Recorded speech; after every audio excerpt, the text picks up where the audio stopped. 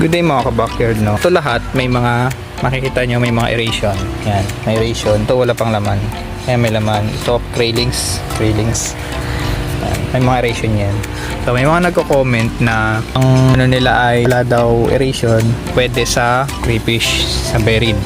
So itatry natin sa isang tab na to, ilalagay natin dito walang aeration, lagay tayo ng buried dito kung makakapag-success tayo ng papisa, kuha tayo ng buried. Bali, marami kasi tayong buried dito ngayon. So kulang pa rin tayo ng lagayan. Tapos yung iba ay wala pang takip kasi ginagamit ko pa sa beta. Papalitan ko naman yung sa beta na yun. Ngayon na ulit kasi day off natin.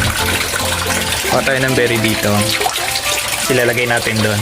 Sasample natin kung makakapapisa tayo ng walang aeration. Ito na yung mga female natin. At may nakita ko dito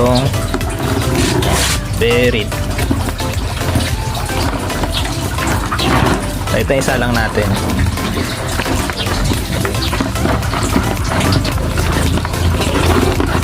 Ito. So sa ganitong kulay mataas ang success rate na to. Papisain na kasi rin to.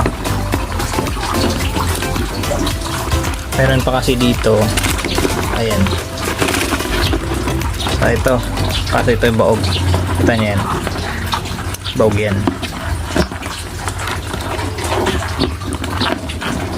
So yun na lang gamitin natin. So, siya na lang. Ilalagay natin siya dito. Ayan. No, walang aeration. Check natin kung mabubuhay ang mga railings niya hanggang 5 days after mapisa. So tandaan nyo yan, siya ang nandito. Ayan. Dito siya, pero dadagdagan ko pa to dito kasi may mga available pa tayo doon, bibili pa tayo. So ito siya. So update ko kayo dito kung magiging success. Ang ano niya pala 2 inch tong PVC, so hindi ko siya pinuno, no, o binabaan ko lang yung tubig. So yun lang, update ko kayo kapag napisaan na yung itlog na to. Yun lang, bye.